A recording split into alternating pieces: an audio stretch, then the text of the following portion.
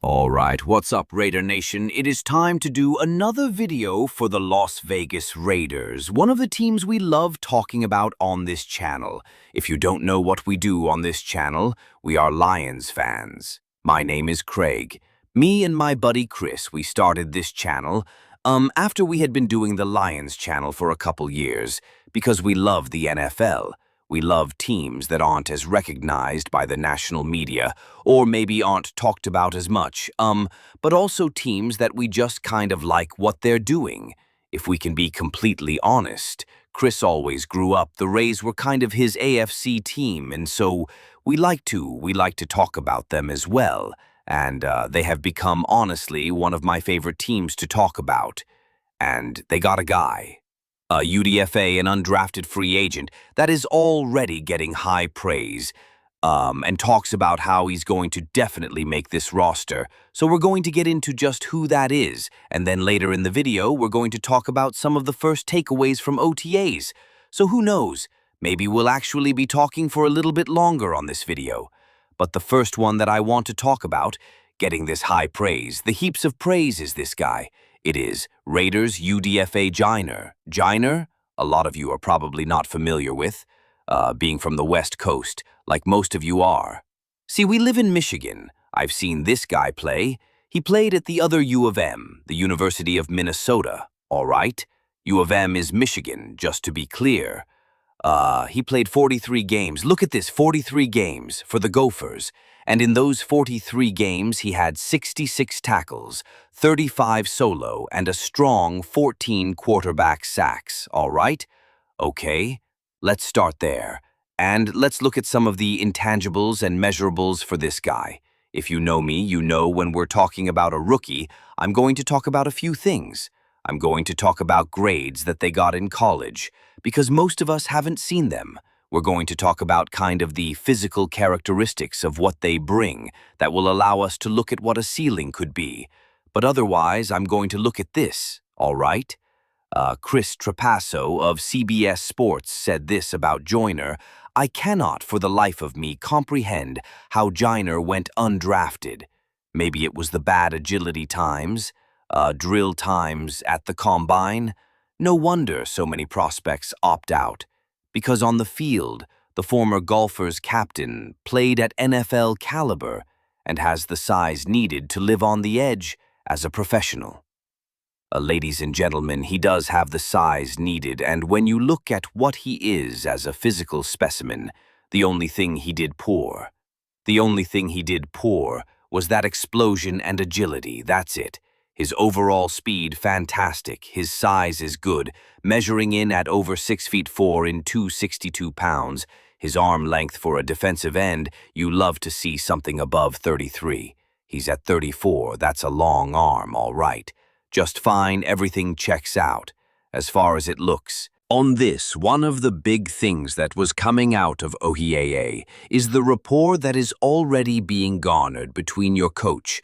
Your offensive coordinator, by the way, is what I mean by Coach Chip Kelly, and your quarterback, Geno Smith.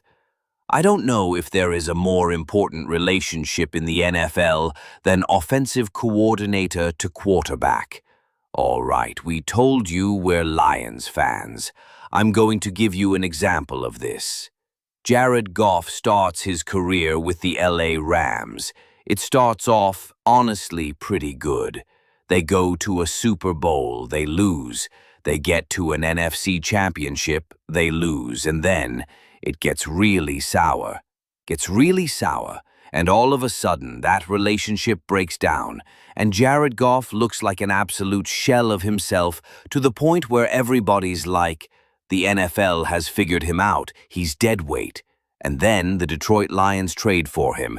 Here's what most people don't know. He comes in and he struggles that first half of the year. Anthony Lynn, you might recognize him, former coach of the Chargers, who you don't like, right? He was the offensive coordinator for the Lions at the time. He gets fired halfway through the year from the offensive coordinator, goes into a run game coordinator position. Ben Johnson moves into a passing game coordinator position. Dan Campbell takes the play calling duties. Jared Goff starts to do this. The next year just keeps getting better. The year after that, which was last year even better, 2 Pro Bowls in a row, and all of a sudden his numbers are actually better than the man that was traded for. Matthew Stafford, Jared Goff, has completely done that because he had a good relationship with his offensive coordinator. Jared Goff often talks about that and how it's like, I know what the next thing he's going to do. I know why he does it. We have such a good relationship. It's been fantastic. Geno Smith and Chip Kelly go back a long time. Chip Kelly actually recruited Geno Smith to Oregon. All right, Geno didn't go, but he recruited him to Oregon. And then, yes, the Raiders went after Matthew Stafford. Why wouldn't you? Like, why wouldn't you if you thought he was on the trade block? But then you have Chip Kelly. You have Pete Carroll. You got the GM. All right, Spy Tech. All in a room and they're talking. And it didn't take them long to realize. And all of them said, Geno's the guy. Let's go get Geno Smith, Chip Kelly included. And they've had a good, really good relationship. Listen to this quote. This is nuts to me, all right? This is Geno Smith on Chip Kelly. In many ways, it's a dream come true, Smith said Thursday.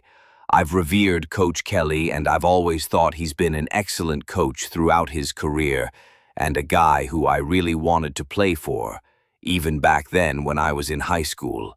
It didn't work out that way, but God works in mysterious ways, and here we are. Side of the ball and isn't a void on that side that needs to be able to win one-on-one matchups. A healthy Malcolm Coe absolutely can be that person for you.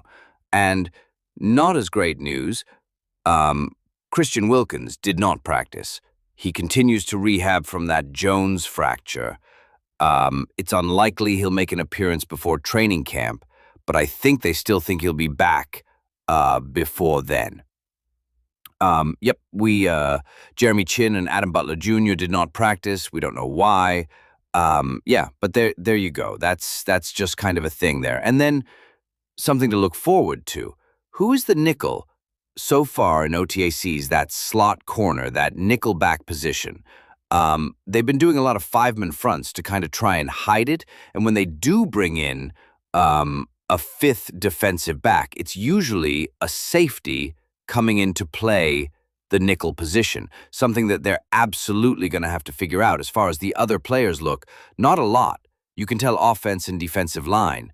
It's just about communication at this point, honestly. It's about communication at this point. So anyways, hope you're enjoying the content here. Hit that subscribe button, especially if you've listened. It's almost 13 minutes long. Love talking Raiders football and would love to keep doing videos on them. So make sure you hit that subscribe button. We'll see you on the next.